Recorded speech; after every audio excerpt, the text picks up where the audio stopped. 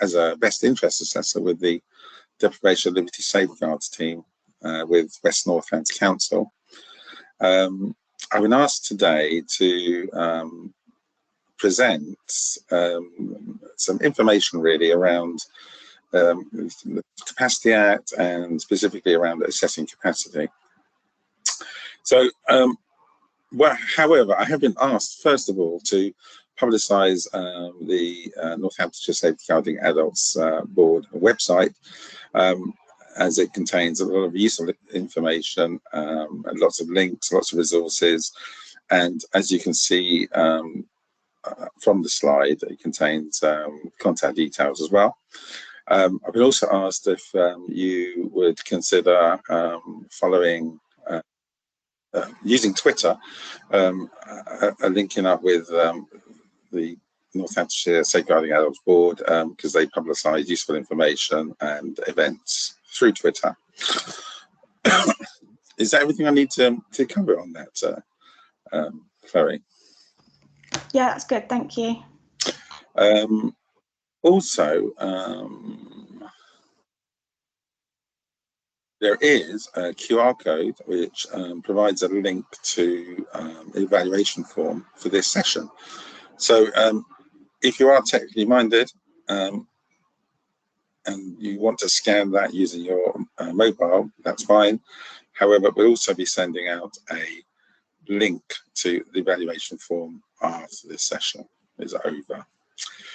Also, the plan is to record this session. So if anybody is not necessarily happy about being part of the session which is being recorded, I guess there's an opportunity to leave and the recorded session in your own time. So,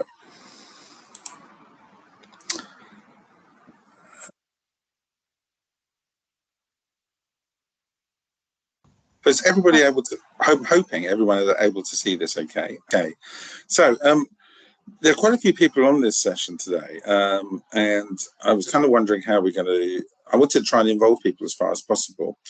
However, I think it's going to be difficult for me to take questions as we go, but if you want to try and, if you have any questions and want to put them in the chat, I will do my best to answer them if I can as I go along. I'm just conscious of a relatively large number of people and also a relatively short period of time that we have, which is up to an hour and a half. So,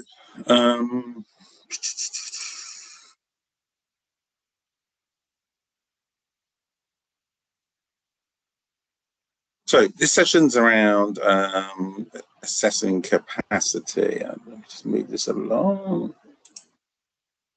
So I was kind of thinking of useful aims perhaps for people, and I understand people attending the session are coming from a wide range of professions and different agencies. So I tried to find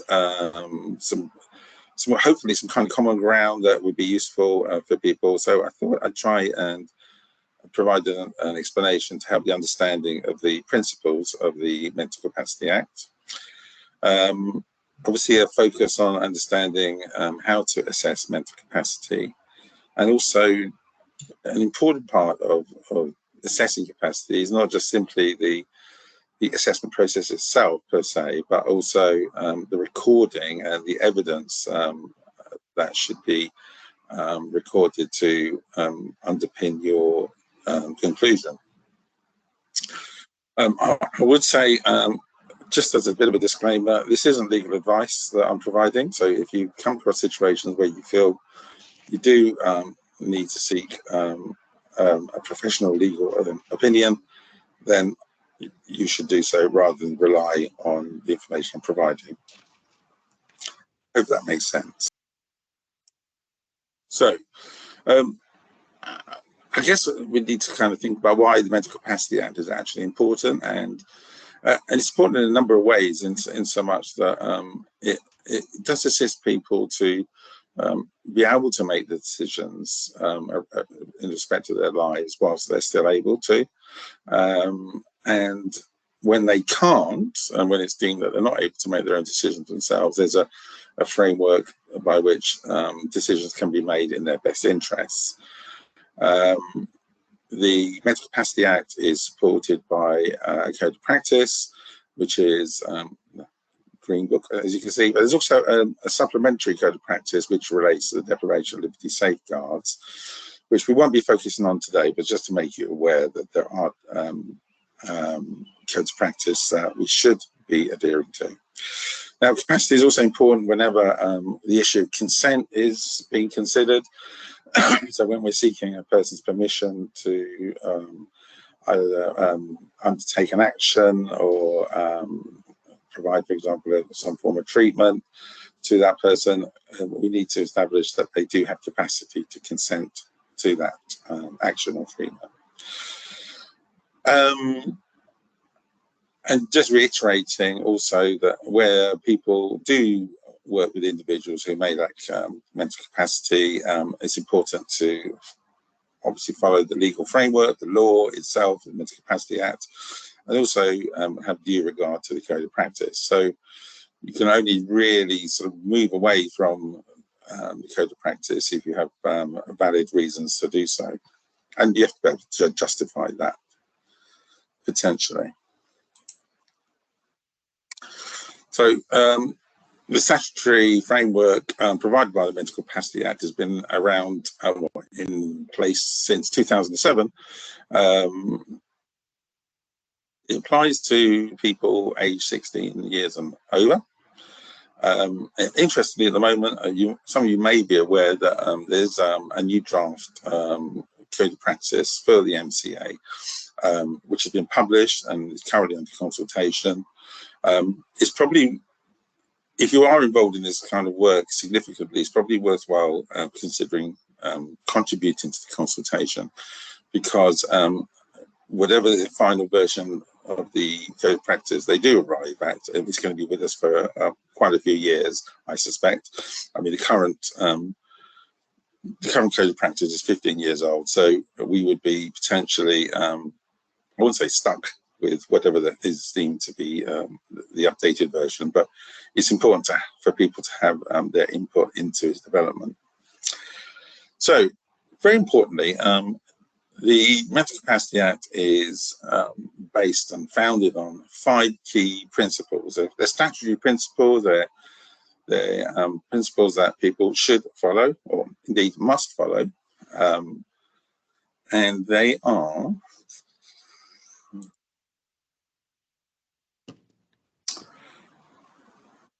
as follows. So, with regard to capacity, a person should be assumed to have capacity unless there's evidence available to displace that assumption. So there's that initial premise that everybody, all of us, have that ability to make our own decisions ourselves. The second principle looks around, essentially focuses on ensuring that where people may have difficulty, for example, making decisions themselves, they are provided with sufficient support, with all practicable support, to enable them to make those decisions themselves. So it's important that people are given sufficient time, sufficient support to make their own decisions wherever possible. And it may be, despite that support being provided, that the support is sufficient to enable them to make their own decisions, but it is a requirement that that practicable support is made available. A person shouldn't be treated as not being able to make their own decisions simply because they might be deemed to be making what are called unwise decisions. So that does give us the kind of autonomy to make our own decisions, but sometimes decisions which other people may feel they disagree with.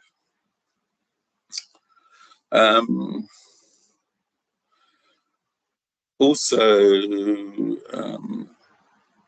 where a person is assessed as lacking capacity to make their own decision, there's a legal framework under Section 4 of the NSAB, which provides a checklist, a best interest checklist, which people should follow to ensure that any decision or action carried out on behalf of the person is actually made in their best interests. So using that checklist does kind of provide you with that protection as such, in terms of having acted and or made decisions in that person's best interests. We won't be focusing on the best interest aspects today, only because it's a completely standalone subject on itself.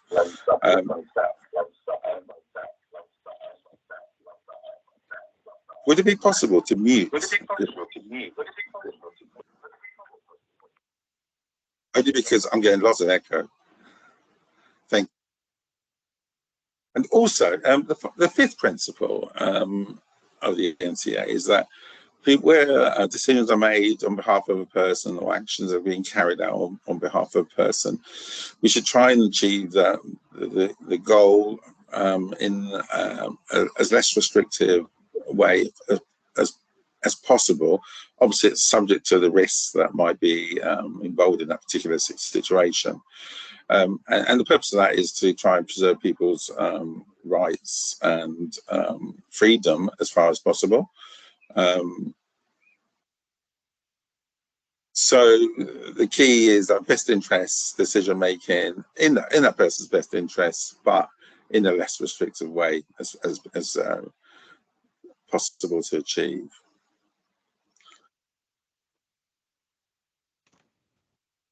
So, and this kind of repeats it slightly. I found this illustration, which basically, I don't know whether you can actually read it. It's difficult on my screen, but it kind of considers principles 1, 2, and 3 being kind of about the individual in terms of their capacity to make, the ability to make decisions, supporting that person, and the ability of people to make what might be considered unwise decisions. Whereas principles 4 and 5 around what we might do with the person in terms of establishing them as lacking capacity, and then assisting them with making best decisions on their best interest decisions on their behalf, and in as less restrictive way as possible. I don't know whether that kind of helps, that little diagram, to kind of split the principles into 2 groups.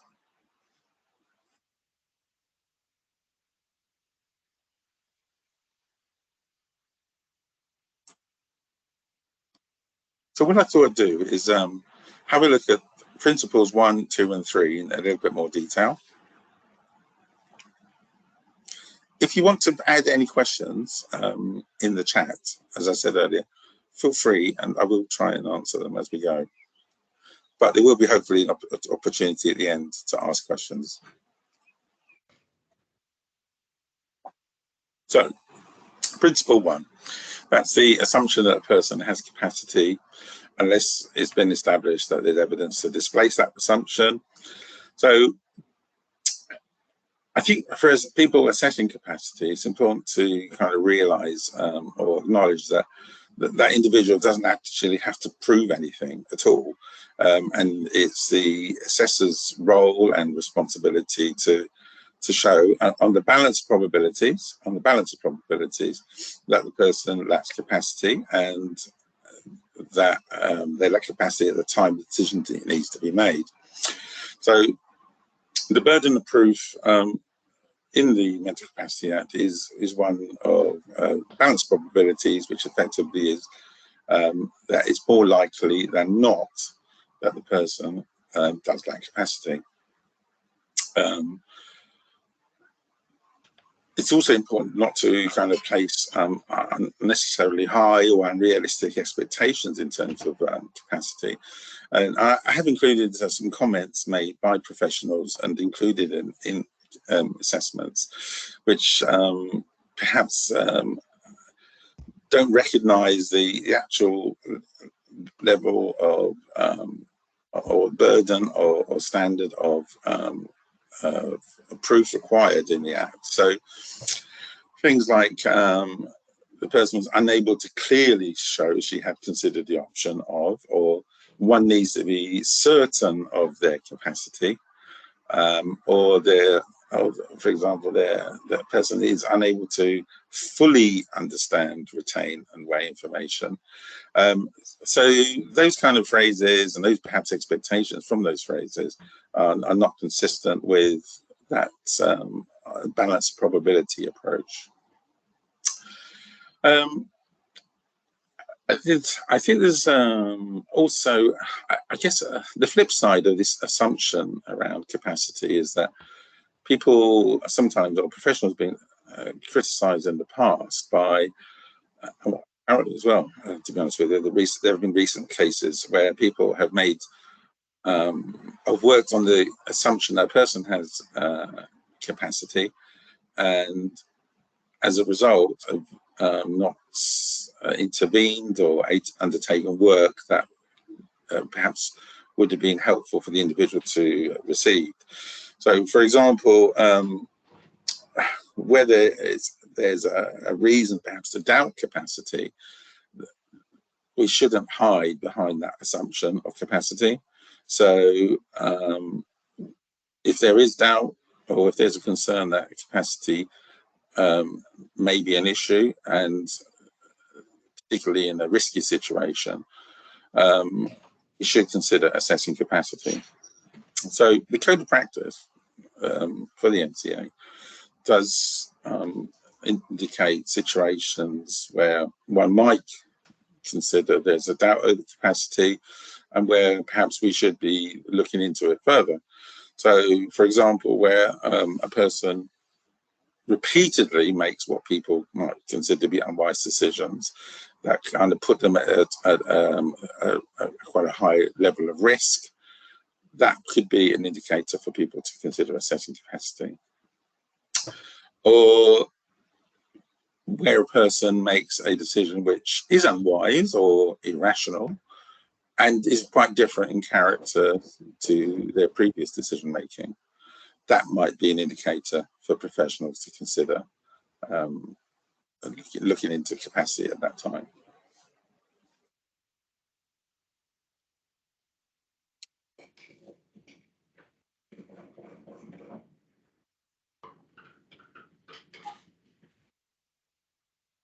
So, Principle 2 of the Act. Principle 2 is around, well, it specifically talks about not treating people as being unable to make their own decisions unless we've made practicable steps to support them and to help them make their own decision, and only consider them to be unable to make that decision if that is the case once we've offered them that support. So it's really, this particular principle really considers about supporting the individual rather than considering it an assessment as just as an assessment, but consider it as an exercise to try and help the person make the decision. And as a result of that, if they're unable to make the decision, the assessment element of the process is that they are deemed to lack capacity. So the code of practice talks about practicable steps, including things like ensuring that the relevant information is provided with respect to the decision, communicating with the person in a way that is helpful to them. So that could involve using like pictorial support. It could be you could consider using like word boards, perhaps. Also making the person feel at ease, and that could be selecting somebody perhaps to accompany them, perhaps a family member, and also timing the assessment. Perhaps people are more alert or lucid certain times of the day, and ensuring, for example, there aren't any kind of temporary barriers perhaps to them making decisions, if, for example, if they have a UTI.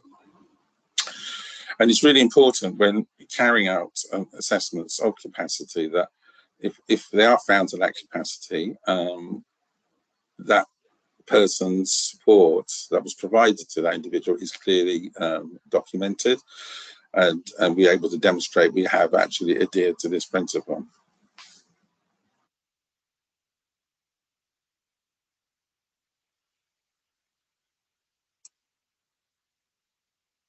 So, principle 3. So this talks about people with capacity being able to make what are considered to be unwise decisions, and where a person does make an unwise decision, what we might call to be an unwise decision, that that doesn't necessarily imply that capacity. So it's interesting to think in terms of assessing capacity is that the outcome of their decision is not necessarily relevant to the question as to whether they actually have capacity or not. So obviously I talked a few moments ago about looking out for signs where a person might make a sort of a succession of unwise decisions or out character decisions, but the Act does say we should not necessarily assume an unwise decision equates to a person lacking capacity. And that includes where even family members or professionals might be unhappy or disagree with the individual's decision. Just repeating what I said earlier, where there are repeated unwise decisions or which involve risk or out of character decisions, that might be a sign for us to look into it further. And I guess there's also the issue of what is unwise. So a decision by an individual to take on a particularly risky activity might be, for example, in the context of say a sportsman, something that I would never contemplate myself, but it doesn't necessarily mean that capacity. And an important issue to raise is that sometimes people talk about how they believe the Mental Capacity Act gives people the right to make an unwise decision, and that is not correct at all. The Mental Capacity Act does not provide a right to make unwise decisions. It's basically, this principle is designed to prevent professionals from simply making an incorrect inference that an unwise decision equates to a lack of capacity.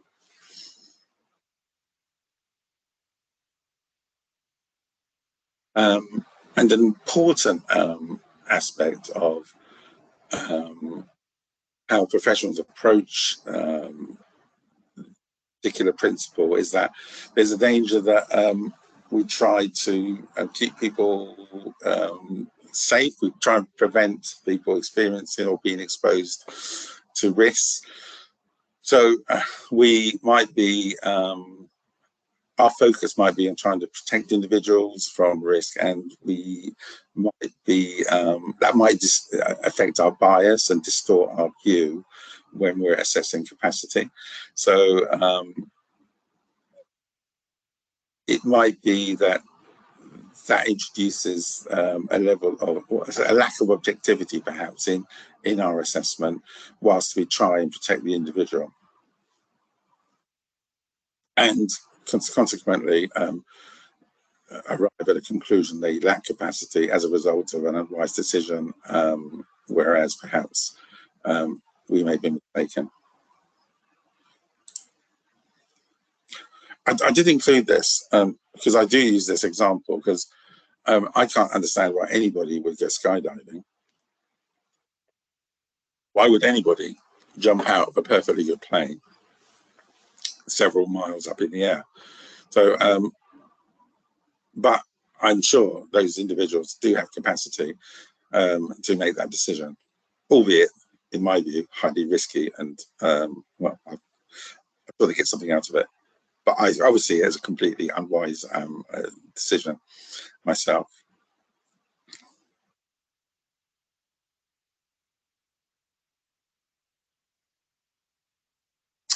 So,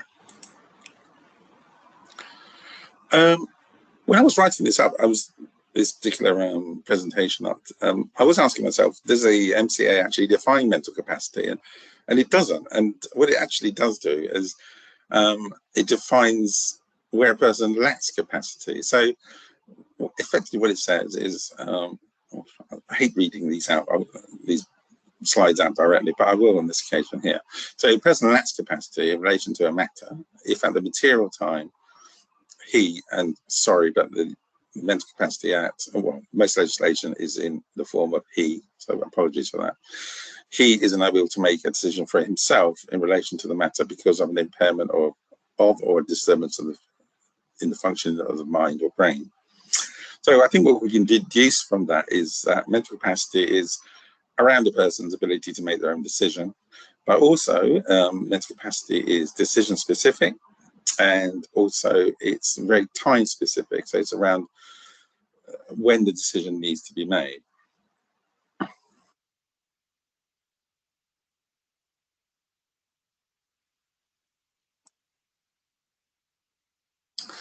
So there are a couple of points I just wanted to kind of raise when talking about ranges where people are considered lack capacity. So the Mental Capacity Act is very strong in stating that you shouldn't make judgments around a person's capacity or ability to make decisions for themselves simply by looking at their age or appearance or a health condition or their behavior, which can lead you to perhaps make wrong assumptions about their decision making. And a second key aspect, which comes from the code of practice, is that the person's ability to carry out the processes, and I'll talk about those shortly, but the processes involved in making the decision is important, not necessarily the outcome. That might seem a bit strange at the moment, but hopefully we'll explain that. Makes sense so far, because at the moment, obviously I'm talking to a screen and it's kind of strange. If I could have some feedback in terms of thumbs up if people are following that so far, or it makes sense. Indeed, thumbs down. Okay, lovely, thank you. I just want to, it's very difficult actually talking to a screen, as I'm discovering, but hopefully it is making sense as we go along. Thank you. So,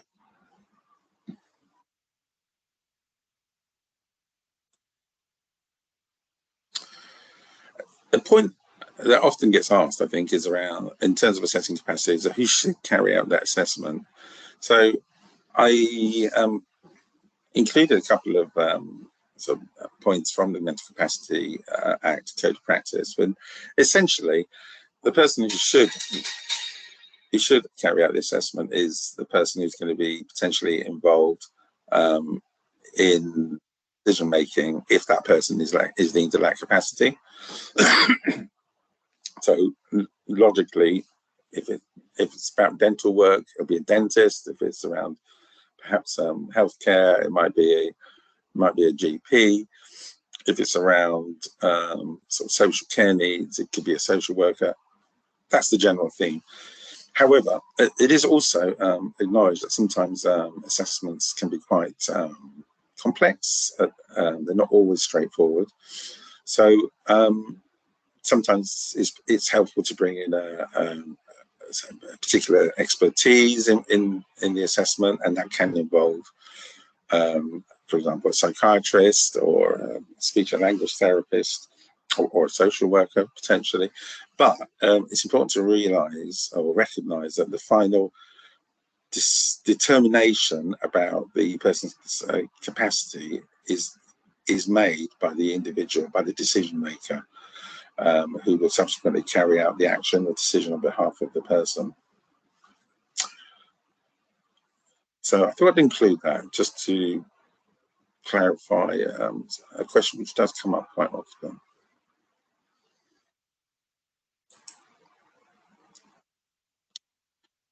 So, assessing capacity.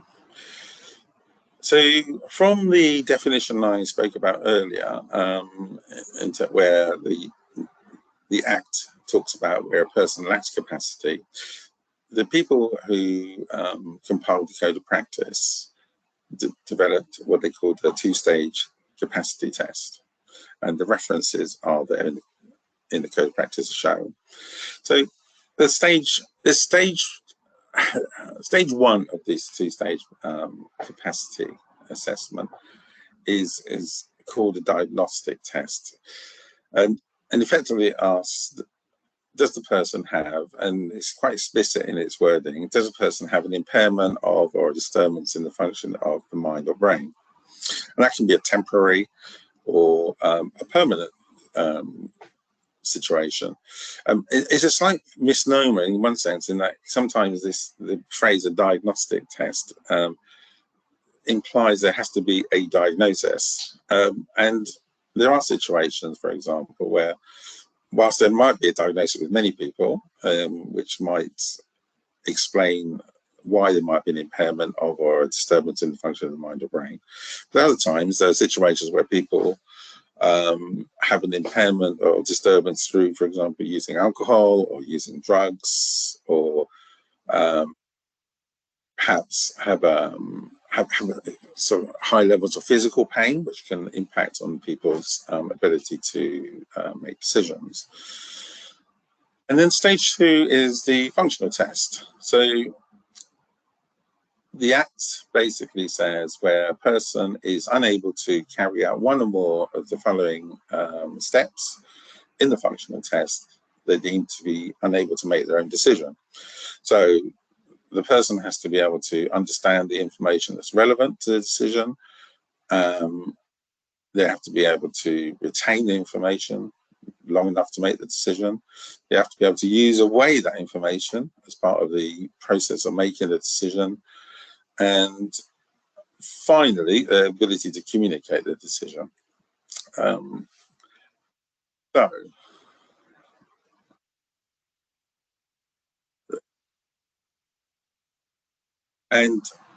the Act brings this together by saying that there has to be a clear causal effect, a causative nexus. So the person has to be unable to make the decision because, and you have to kind of draw that link, because of the impairment or disturbance of the function of the mind or brain. Now, the Code of Practice, it talks about having stage one as being the diagnostic test and stage two as being the functional test. Now, subsequently, case law has changed that around. It's basically decided that that's not correct, and that the Act intended for the functional test to be carried out first and then the diagnostic test second. So the particular piece of case law is PC versus City of York. What the judge basically said there is that assessors first need to undertake the functional test, and only then, if the person is unable to make a decision based on the functional test, consider whether it's due to an impairment of or disturbance in the function of the mind or brain. And only then, if there's that causal link, can the person be considered to lack capacity in the legal sense. So the aims of that swap, really, to not consider the diagnostic element first, was that it was considered to be kind of less prejudicial towards people with say, diagnoses of mental illness, because people might focus on that diagnosis before necessarily considering their ability to make the decisions themselves. It also focus people or assessors attention onto the the actual functioning of the person in terms of the ability to make decisions, and in doing so identified where they might need support to make the decision, rather than have that overemphasis at the start on their diagnosis. And also, I guess, considering what the impact of the impairment or disturbance of the function of the mind or brain, to actually question really, or have a slightly skeptical approach to it, rather than necessarily make the assumption that someone with simply who has a diagnosis of schizophrenia cannot make a decision, which sometimes happens. People jump to conclusions.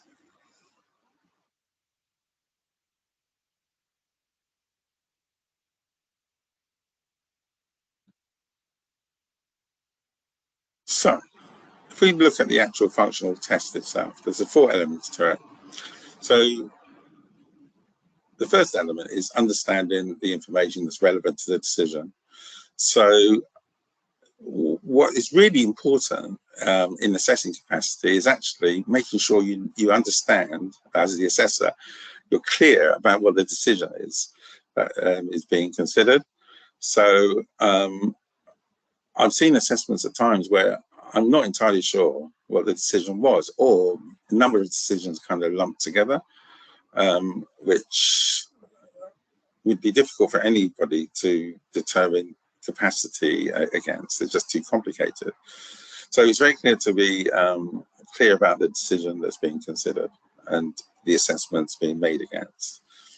It's also important to ensure that people are presented with options that are actually available. Yeah, so you don't simply turn up with a kind of blank canvas and people are expected to make decisions without knowing what the options are available to them. And that enables then, hopefully, if you provide the information associated with each option, people can have the best opportunity to weigh up one option against the other. And also consider the effect of not making a decision. One option is always exists is not to make a decision, which potentially has consequences in itself.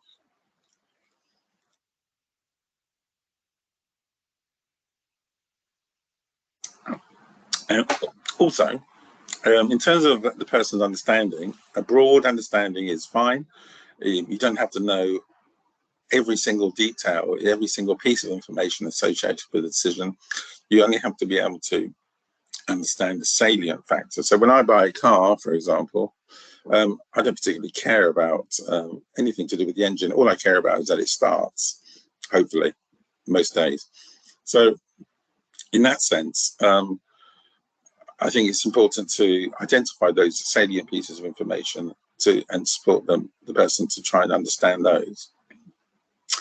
And also avoid setting the kind of standard of understanding too high. So some of the comments I sort of brought to attention earlier, where a person doesn't have to fully understand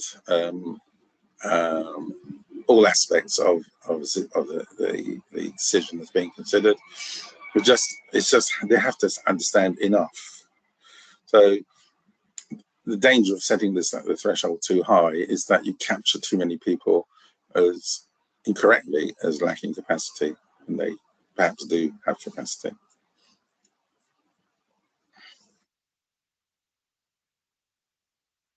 So I'll kind of provide an example of, I guess, a situation that I encounter in my job as a best interest assessor with the Doles team. And that is around people living in a care home. So the kind of information that I might provide to them, it could be like where the care home's located. We talk about why the person's there in terms of meeting their support needs, the fact that we're living with other people who perhaps they might not choose to live themselves with, how long they might be staying at the particular care home, the impact of their contact with people they care about, the family, friends, from being in a care home. So if it happens to be some distance away, their family may not be able to see them regularly. We'll talk about also potential restrictions that exist from living in a group setting. There might be cost implications to them individually, if, for example, if they're self-funding or if they have to make contributions to the cost of the placement. So these are kind of key things that one might expect to have available in terms of information when weighing up whether or not to go into a care home. And consider that against potential alternatives, if indeed there are alternatives.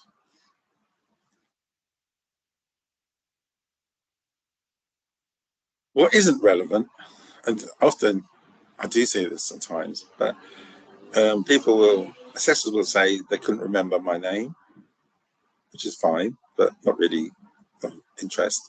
They couldn't remember who I worked for, having introduced themselves from their particular agency. They can't remember the season. Okay. They're not able to carry out subtraction, so people testing their ability to carry out subtractions, or the fact they can't remember 3 objects a few minutes later that they've discussed. None of that is actually relevant to the decision that's being made, and you should try and avoid justifying a decision around a lacking capacity to references to not understanding the irrelevant information.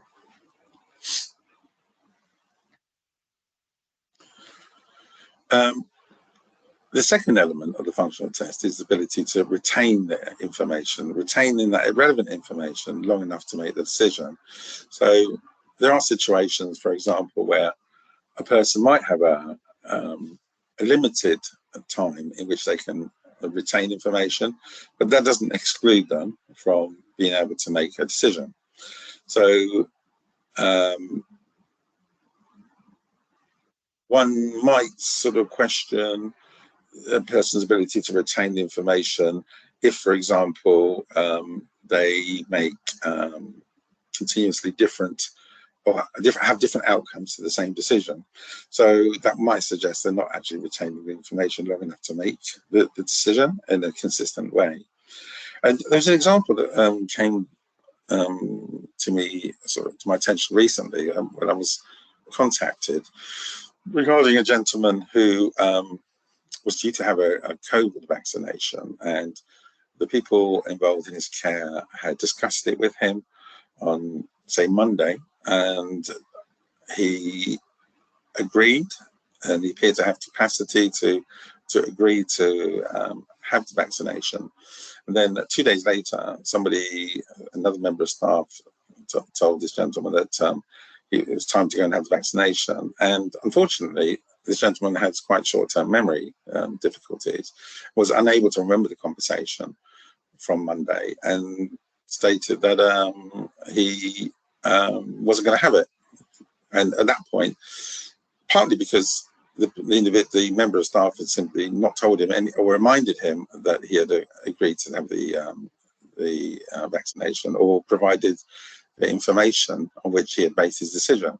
So what I suggested is that to test his ability to retain and use that information, that they go through the whole process again with him and see what the outcome of that process was. And it turned out that once he was given the information again, he retained it long enough to make the decision, and he made the same decision again. He wanted to have the vaccination.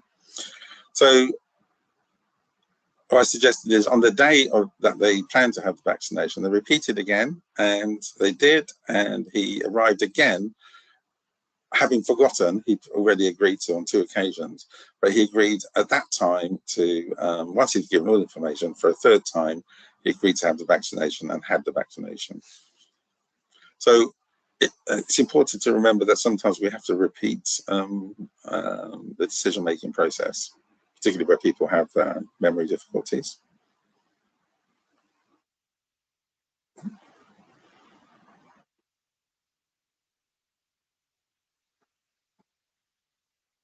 So in terms of assessing the person's retention, during the conversation, during the assessment, you can ask the person to repeat the information back to you that you've provided, and in that, checking the person's ability to consistently recall that information. Sometimes I use different phrasing to provide the information and test that back. And if you're using closed questions, so to reverse the question to get a different response to see if there's that consistency.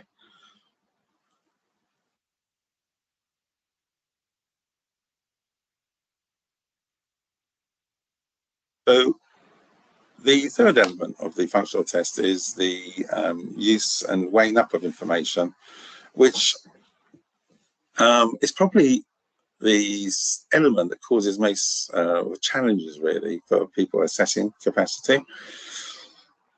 So we might have a situation where a person can understand the information, but then is not able to use it or weigh it into the process of making a decision.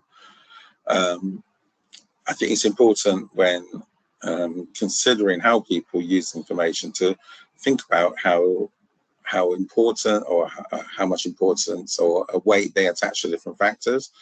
So a person might, for example, I could think of a recent occasion where an older woman did not want to remain. She did have capacity to make decisions about where she lived and had support, but she did not want to remain in a care home, preferring to go back home, even though there were potentially more risks around falls. And her view was that she wanted to spend the rest of her remaining days at home rather than a care home. So it's important to consider what people think is important in their lives. Also, it's important to avoid how individuals apply their own values and wishes, and misconstrue that as an inability to use and weigh information because it perhaps doesn't coincide with our own set of values. As I mentioned also before, we should try and avoid the introduction of the protection imperative. Whilst we obviously don't want to have people or place people with lacking capacity in risky situations where people do have the capacity to make a decision, they are able to make that judgment themselves. And just finally at the bottom there, simply because an unwise decision in our view is being made, it doesn't equate to an inability to make the decision.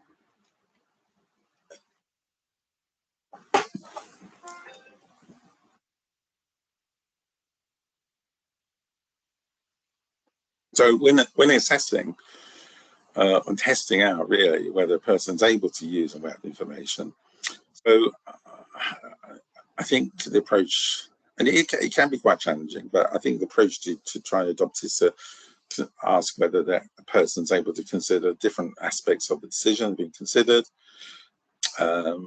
think about whether there's anything potentially affecting their decision-making ability. So one very clear factor can be a person talking about having a vaccination, being scared of needles, having fear of receiving a vaccination because of that phobia, shall we say, and that can affect a person's ability to make a capacity decision. Does the individual understand the consequences of the options available to them if they choose one over the other?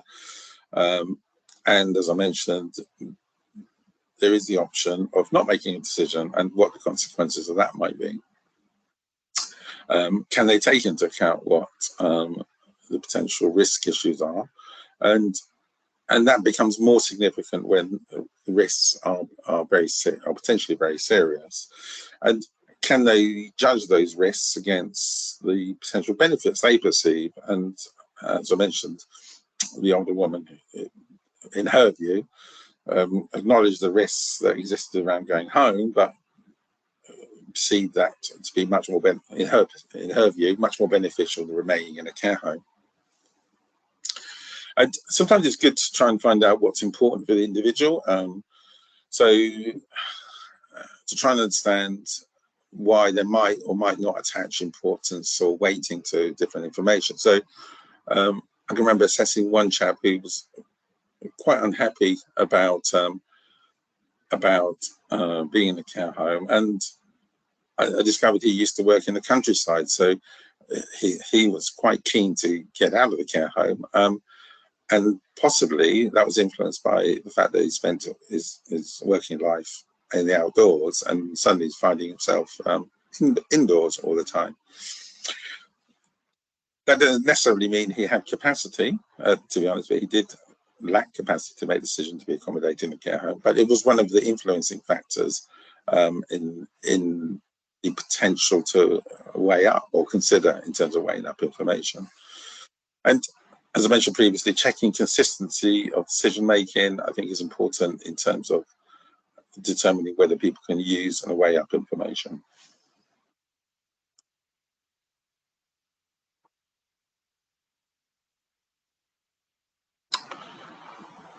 And the final sort of arm of or final element of the functional test is the person's ability to communicate a decision. Now, this was actually set up to be used separately from the first three, and it was meant to be used for people who were unable to communicate at all, but might potentially still being able to make a decision, but not able to communicate it. So the Mental Capacity Act provided this option to determine a person as lacking capacity when they cannot communicate at all. So the emphasis, of course, then is on the assessor to try and encourage communication with people they're assessing.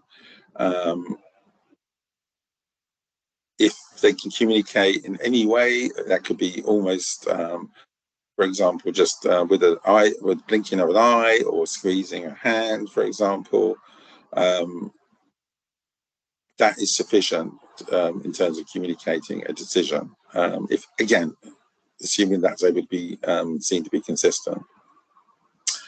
So this element, this final element, should only apply to a relatively small number of people who are unable to communicate at all.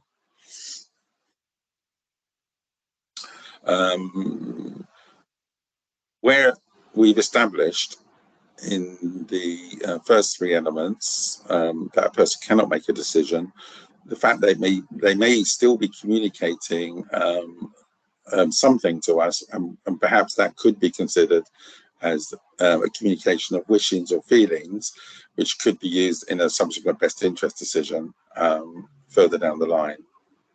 Does that make sense for people? Because a lot of people struggle with that final element of the functional test.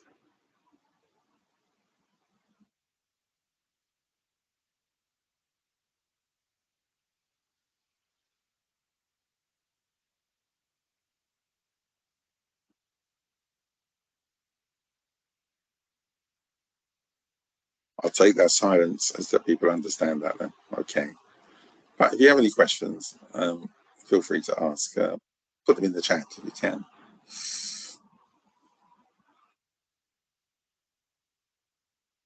So there is, in effect, a kind of stage 3, shall we say, in terms of determining whether a person has or hasn't got capacity. And that's going back to that causative nexus, that link between the functional test and the diagnostic test. So there are a number of conclusions from a capacity assessment, and that is that they are able to make the decision themselves. And that could be, even though they might have an impairment or disturbance of the or the impairment of the function of the mind or brain, but it's not actually preventing them from making a decision. So I've assessed people who, for example, have dementia or have a diagnosis of mental illness, for example, schizophrenia, which is long-standing, but do have the capacity to make decisions as they're at that time with that particular decision being considered. There's also then the option that the conclusion from the assessment is that the person's unable to make the decision, and having been unable to carry out one or more of the functional steps, and there's that causal link, that causative nexus has been established, that this is because of the identified impairment or disturbance of the function of the mind or brain. But there's also another outcome, and that outcome is that the person is not able to make a decision in so much they cannot complete one or more of the functional elements, but there's no evidence of an impairment or disturbance of there's no evidence of disturbance or impairment of the functioning of the mind or brain. So how is that happening? And that could be because the person's experiencing a degree of external undue influence from a third party, or is being coerced whilst they try to make decisions. And this potentially does raise safeguarding issues and can potentially enter the realms of the High Court's inherent jurisdiction, which is designed to protect potentially vulnerable people who have capacity.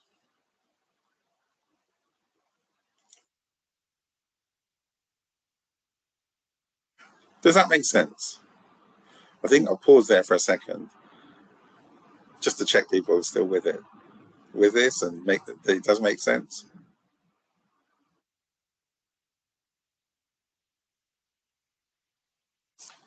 Thank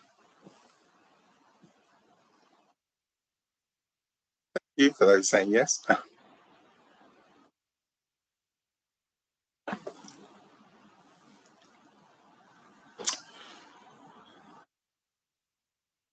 Lovely, thank you so much. So, the last part of the session, I was going to try and just talk about recording and evidencing your assessment to ensure there is kind of clarity as to how outcomes were arrived at. So, just going through, I was thinking what I would want to see perhaps, and I looked at others, sort of literature around recording assessments, and I think the key thing, one of the key things to, as I mentioned earlier, is identify the decision being considered, because if you don't do that, the assessment's going to, well, either going to be incorrect or it's going to drift. And it's also worth mentioning why is the assessment being carried out? So what was the reason for doubting the person's capacity to make that particular decision, which led to the assessment? And also, to be clear, what is the supposed impairment or disturbance in the function of the mind or brain? And was it temporary? Is it a permanent situation, or expected to be permanent? And then be clear to talk about the support that was provided, evidencing that you have followed Principle 2, which is a requirement in terms of supporting people to make decisions before you conclude that they can't. Perhaps a bit of background as to how the person was on the day. So were they engaging? Were they their normal mood? Were they perhaps flat or perhaps motivated to take part in the assessment? Were they experiencing any particular short-term conditions that might be affecting the assessment? I think it's important to record evidence and not just opinions, unless you can back those opinions up. And all conclusions should be quite clearly stated and, again, backed up with evidence. A lot of times people do insist on the person having failed to demonstrate. And again, we need to be careful that we're not suggesting the burden of proof is on the person to demonstrate capacity. As assessors of capacity, we have to find evidence to displace that assumption of capacity.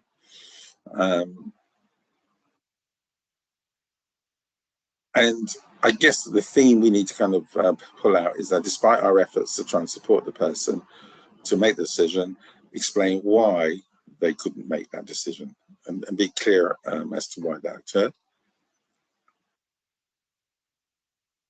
So just briefly looking at the individual elements. So in terms of understanding the information, just make sure you record what was the relevant and salient information that you provided.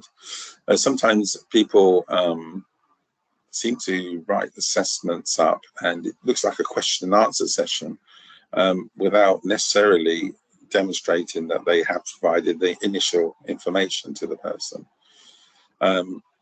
Where there are alternative options, make sure those are documented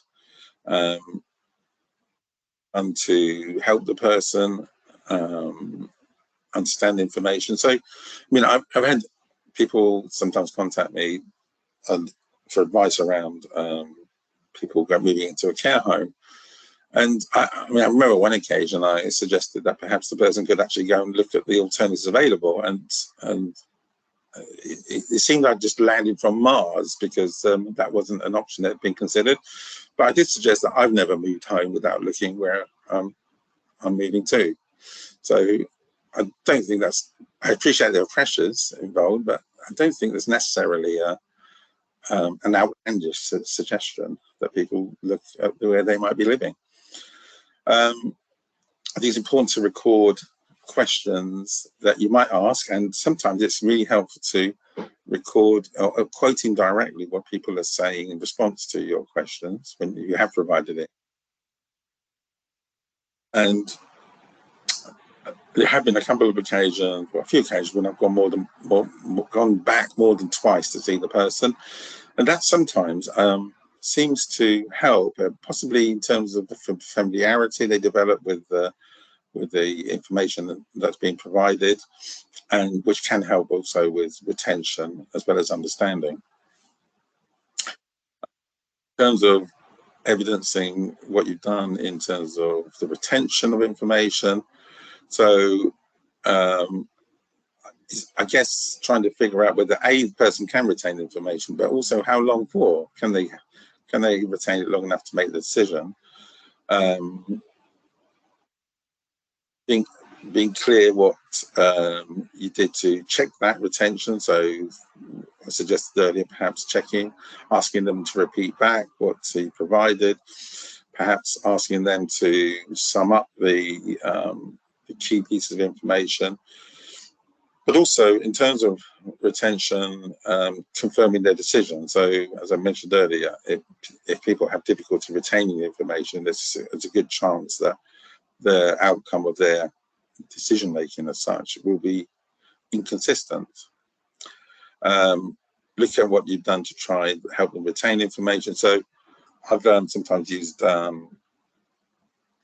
diagrams to try, or I'll write out some of the information as prompts if people are able to read, and which can help people keep that information in their mind long enough to make the decision. And as I mentioned earlier, avoid testing people's ability to retain information that's not relevant to the decision.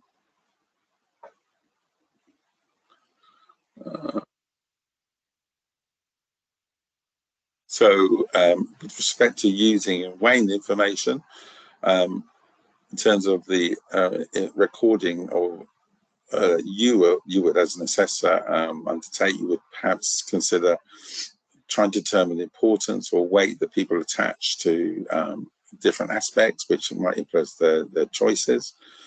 Try to ensure that you provided the relevant information about the options available, but also the potential consequences from each option, so that to enable the person to weigh up one option against the other.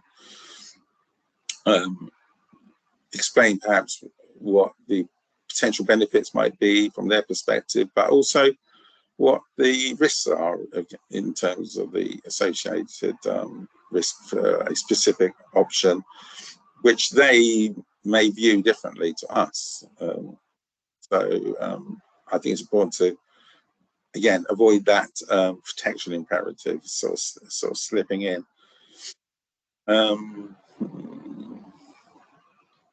I keep quoting their responses again in terms of their use of the information and weighing up the information. And it's possible that you may encounter a situation where it's apparent that as a result of not understanding or weighing up, also or retaining information, they can't use or weigh it. So it's worth explaining that you've encountered that particular situation. They can't proceed with use and weighing up of the information because they cannot retain or understand it.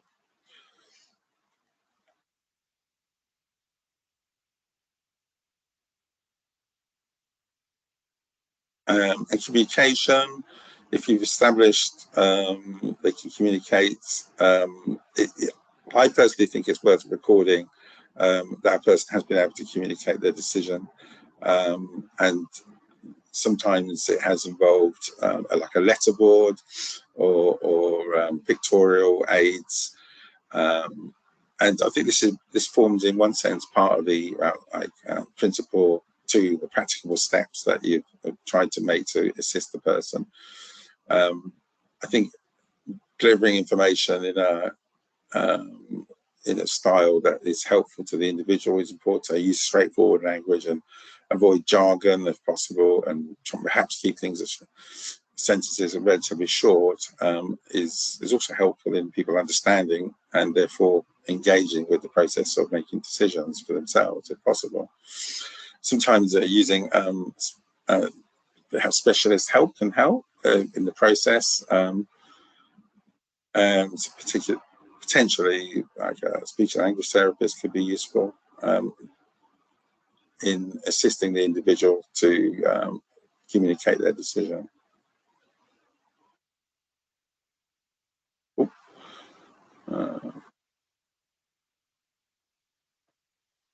And importantly, recording the causative nexus. For the person to be legally deemed to lack capacity, there has to be that link, that causal link between the inability to carry out one or more of the four functional sort of steps or elements and the identified impairment or disturbance in the function of the mind or brain. So if there is that link, the person's deemed to that capacity. If there isn't that link, then it's I think important to identify other reasons why the person is not able to make a decision, because that could potentially lead to them requiring a different type of support.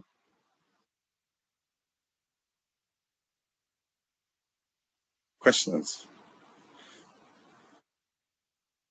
So that's the end of the slides as such. But if you wanted to ask questions at this stage, feel more than welcome. Hi, Cameron. My name's Bon with them. I hope you don't mind me speaking in. Yeah, pop my hand up just to say thank you so much. Really helpful.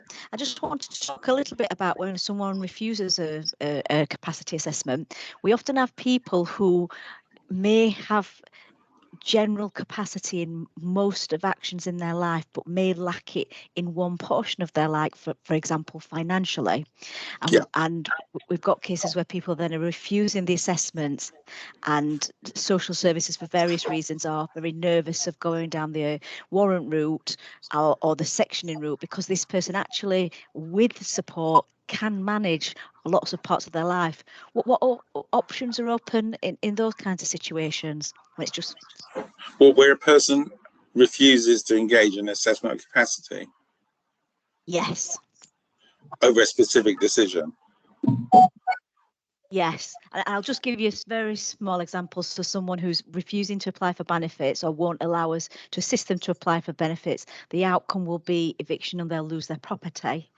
I don't believe they understand the consequences of their actions. I believe they fail the functional capacity test, but they won't voluntarily submit to a capacity assessment to allow social services to fully judge that. You can tell them it's a capacity assessment, but potentially you can tell them this is a way to try and help them as well. I mean, if a person sees there's a potential benefit in engaging with you, that could be a way in. Ultimately, if a person is refusing to engage with an assessment and you have doubts about their assessment, about their ability to make the decision, I would need to check this out, but I think you could make a case to go to the Court of Protection, which is the ultimate determinant sort of option to make decisions about a person's capacity. They could potentially make an interim order around the person's capacity, which might provide authority then for others to act in that person's best interests whilst a final determination is made. Perfect. That's really helpful, because I was looking at an independent mental health advocate. So does the Court of Protection need to go through to have that appointed that could just act in financial affairs for them? Well, I think the question is, does the person have capacity? And so the question being asked of the court is does this person have capacity to manage their affairs? If the court decided that the person didn't, they could make an order, I guess, in terms of identifying someone. I guess it'd have to be someone like a deputy to carry out decisions on their behalf in that particular sphere. But generally speaking, and this is general advice only, where there is doubts about capacity and a person's refusing to engage, an approach could be made to the Court of Protection. If you send me your details, I'll send you the information I have around people appearing to lack capacity but refusing to engage in assessment. Fabulous. I'll put my email in the chat. Thank you so much for your help and a great presentation. Thank you. Thank you.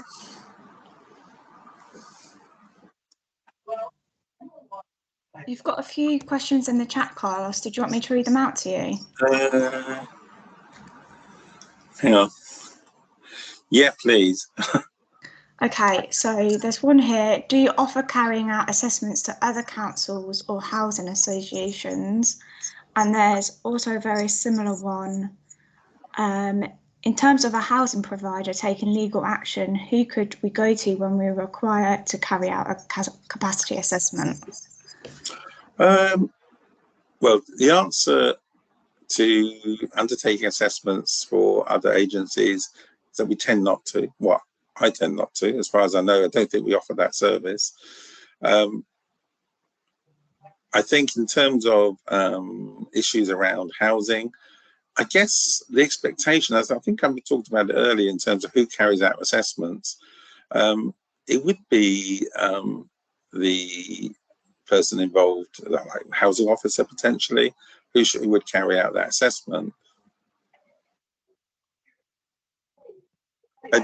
And logically, they would be best placed because they're most aware of the issues around the person's housing sort of situation, needs, concerns, so and potential actions after a person is deemed to either have capacity or lack capacity around that specific decision. I don't know whether that helps. Yeah, I think that makes sense. There's another question. Do you have any visual posters which can be used for better understanding? So any resources on this that could be shared?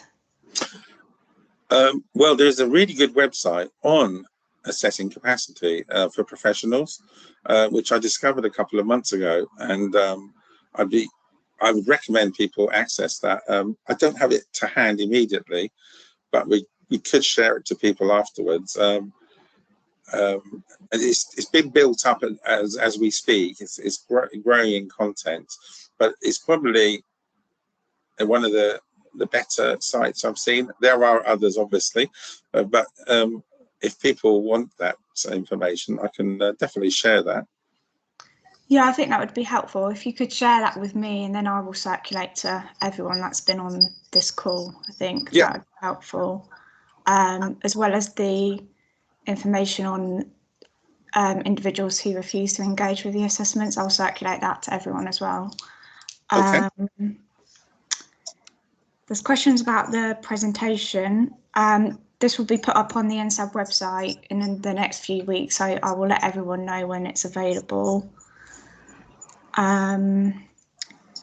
There's a question about whether NSAB have any forms to download or templates for capacity assessment. We actually don't at the moment. Carlos, I don't know whether you have any forms that could be shared or a template. It's possible that on the website I was discussing a few seconds ago regarding capacity, they may have a pro forma. So I'll have a look at that, and if there is, I'll highlight that to you, and then we can make reference to that when we send the link out to the website. Okay, brilliant. Thank you. There's no other questions in the chat, I don't think. Julie's got her hand up. I didn't know if you had a question, Julie.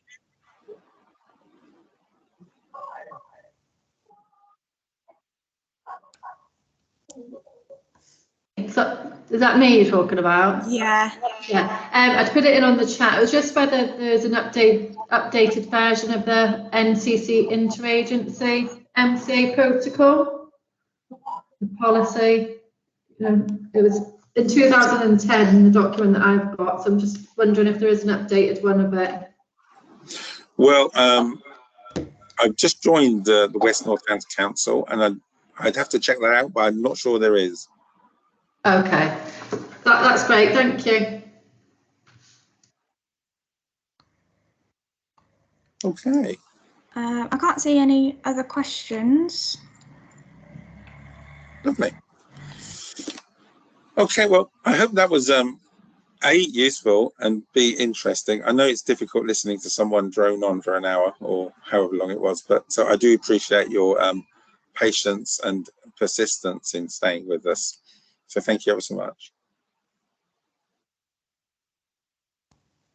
Sorry, Carlos. I'm just.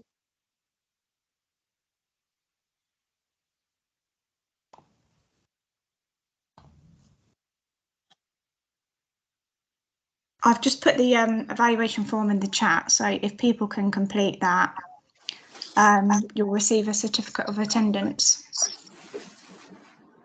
Is it possible that I can speak to you off the chat? Who's that? It's just, I work at Northampton General Hospital. It's just that I don't have a laptop, and I've used his laptop, and I've realised the circles will have his name in it. Will my certificate still come to my email? If you can pop your email address in the chat, I'll make sure that the evaluation form and the certificate comes to you. Okay, so the email actually came to me. I just forwarded it to my husband's email account and just logged on to Teams here. So will I still get it then? Yes. If when you complete your evaluation form, if you put your work email address in, because that's one of the questions, we'll be able to send your certificate to your work email address. Lovely. Thanks very much. No worries. Thank you.